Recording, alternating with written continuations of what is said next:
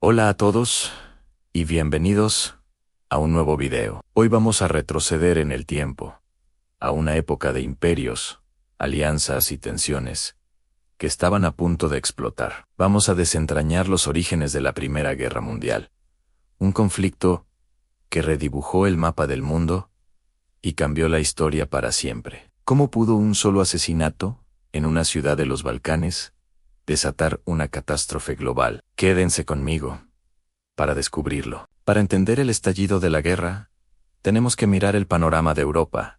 A principios del siglo XX, el continente era un hervidero de nacionalismo, rivalidades imperiales y una carrera armamentista sin precedentes. Por un lado, teníamos a las potencias centrales, lideradas por el Imperio Alemán y el Imperio Austrohúngaro, junto con Italia, aunque su lealtad era incierta. Por otro lado, estaba la Triple Entente, formada por Francia, el Reino Unido y el Imperio Ruso.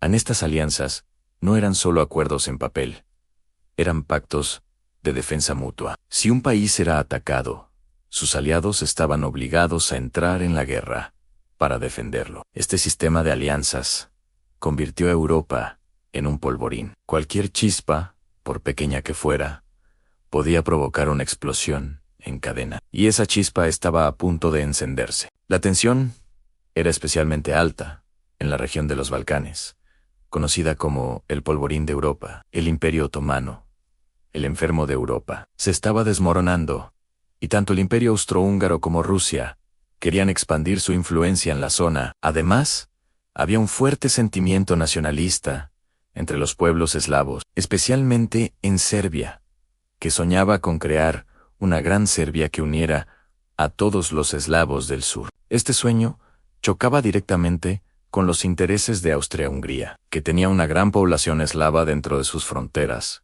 y temía que el nacionalismo serbio desestabilizara su imperio multiétnico. En este ambiente cargado de tensión, llegamos al fatídico día 28 de junio de 1914. El archiduque Francisco Fernando, heredero al trono del Imperio Austrohúngaro, y su esposa Sofía visitaban Sarajevo, la capital de Bosnia, una provincia que había sido anexionada por Austria-Hungría en 1908, para gran enfado de Serbia. Para los nacionalistas serbios, la visita del archiduque, en un día tan simbólico, el aniversario de una batalla histórica contra los otomanos, era una provocación. Un grupo de jóvenes nacionalistas serbios, respaldados por una sociedad secreta conocida como la Mano Negra, planeó asesinar al archiduque durante el recorrido de la comitiva imperial por la ciudad. Hubo un primer intento fallido con una bomba que hirió a varios oficiales, pero dejó ilesos a Francisco Fernando y Sofía.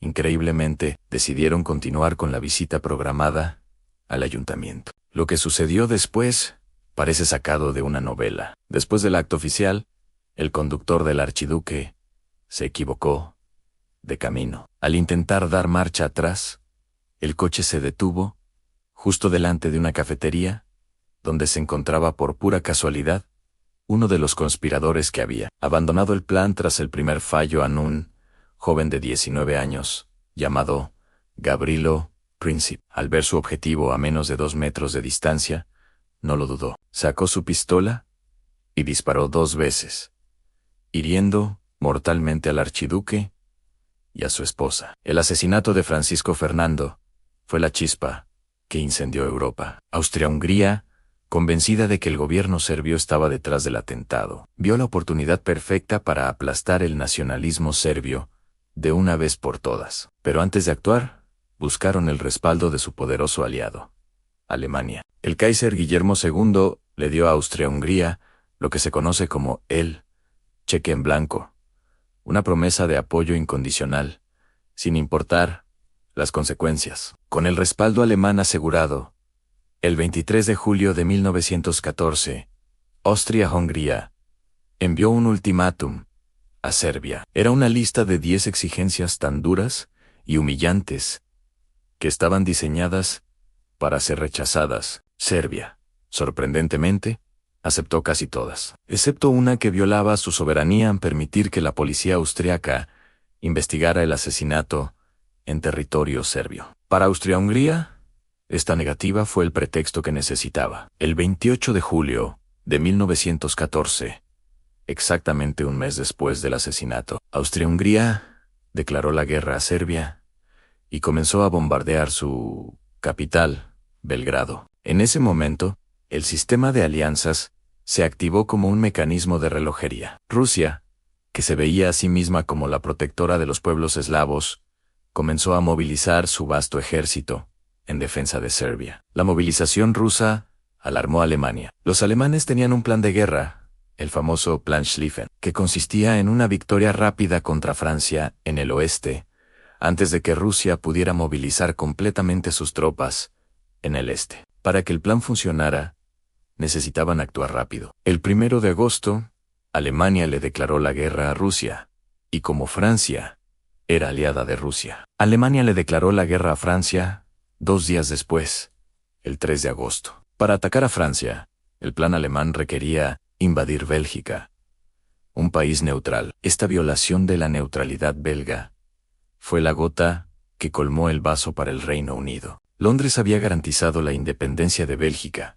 y no podía permitir que Alemania controlara los puertos del Canal de la Mancha. El 4 de agosto de 1914, el Reino Unido declaró la guerra a Alemania. En poco más de un mes, una crisis local en los Balcanes se había transformado en una guerra europea a gran escala. Las grandes potencias, arrastradas por sus alianzas, sus ambiciones imperiales y un patriotismo febril, se lanzaron a la batalla. Millones de jóvenes se alistaron con entusiasmo, convencidos de que la guerra sería corta y que estarían en casa para Navidad. Nadie podía imaginar el horror que les esperaban 4 años de trincheras, gas venenoso y una matanza industrializada que se cobraría la vida de millones de personas. Así comenzó la Gran Guerra, el conflicto que debía acabar con todas las guerras. Fue el resultado de décadas de rivalidades, un sistema de alianzas rígido, una carrera armamentista